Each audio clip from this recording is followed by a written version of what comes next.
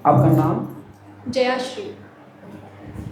प्रभु जी, मैं ये पूछ रही थी कि जैसे अभी आपने बताया कि अंत समय में जब हम भगवान का नाम स्मरण करते हैं तो हमें मोक्ष की प्राप्ति होती है। तो इसी प्रकार मेरे जब दादाजी की डेथ हुई थी तो उन्होंने रामचरितमानस की चौपाई और श्रीमद् भागवत गीता, हरि नाम कीर्तन, ऐसे बहुत सारी चीज़ें उन्होंने पढ़ा था और फिर उनके प्राण निकले थे। तो मैं क्या समझूं कि उनको मोक्ष की प्राप्ति हुई होगी? यस ऑफ कोर्स, अच्छा लोग तो प्राप्त हुआ होगा। एक्चुअली मोक्ष नहीं है, मोक्ष इज डिफरेंट थिंग, है ना।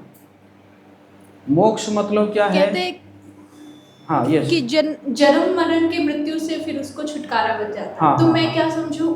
हाँ, हम इसको मोक्ष तो नहीं बोलेंगे, क्योंकि मोक्ष जो है ना वो भी जो है भक्त नहीं चाहते हैं मोक्ष प्राप्ति करना है। मोक्ष प्राप्ति करना मतलब जो है जस्ट जन्म मृत्यु जरा व्याधि से मुक्त हो जाना। लेकिन भक्त जो है वो प्राप्त करते हैं भगवान की सेवा या भगवत धाम, है ना। मतलब कहीं पे भी जाए वो भगवान की सेवा को प्राप्त करेंगे। तो जरूर भगवान का अगर जो है उनको स्मरण किए हैं और तो जरूर उनको प्राप्ति होगा, उसमें तो कोई डाउट ही नहीं है। ये तो सब जगह में है। इसको जैसे है ना भगवान भी बता रहे हैं और शास्त्रों में भी है कि अगर और किसी का स्मरण हो जाता तो क्या शरीर मिलता है। जैसे भरत महाराज जो है वो हिरण का स्मरण कर लिए तो उनको हिरण का शरीर मिल गया, है ना। लेकिन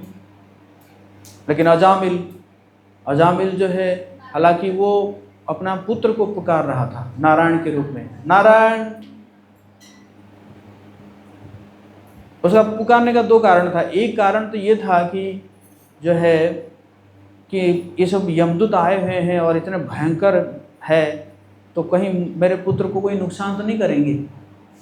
आसक्ति था पुत्र के प्रति, है कि नहीं।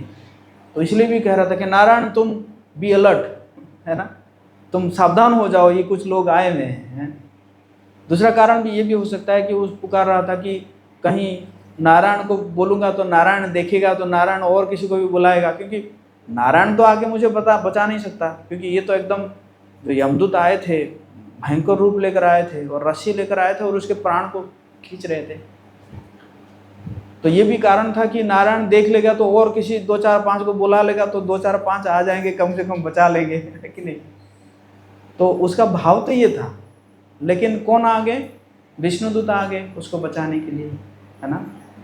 क्यों? क्योंकि ये जो भगवान के नाम, गुण, लीला और भगवान ये अभिन्न है ना। कई बार हम इस चीज़ को रियलाइज नहीं कर पाते हैं, तो इसलिए हम कहते हैं अरे भगवान कब मिलेंगे, भगवान कब दर्शन देंगे। लेकिन भगवान का दर्शन आप हमेशा ले रहे हैं, आप बस उसको अनुभव नहीं कर पा रहे हैं ना, क्योंकि भगवान का नाम और भगवान जो है वो अभिन्न है ना। अगर हम कहते हैं कि हरे कृष्णा कृष्णा कृष्णा हरे राम राम राम, बस भगवान हमारे साथ है। राधा कृष्ण हमारे जीवा के ऊपर नृत्य कर रहे हैं। बस इस चीज़ को रियलाइज करना है। ये जब तक रियलाइज, और आखिर में आप देखेंगे कोई भगवान आपके सामने आकर खड़े नहीं हो जाएंगे। आखिर समय में आप यही रियलाइज करेंगे कि जो मैं कह रहा हूं वही कृष्ण है ना। किसी ने मुझे पूछा ऐसे पूछा, मतलब कोई एक वो था, ऐसे तर्क चल रहा था, बोला कि कभी आपने भगवान को देखा है? मैंने कहा कभी क्या, मैं तो हमेशा देखता रहता हूँ मैं तो हर क्षण देखता रहता हूँ। फिर वो चुप हो गया, है ना। तो ये है, ये तो इसमें कोई संदेह है नहीं, शास्त्रों का वर्णन है। हरे कृष्णा।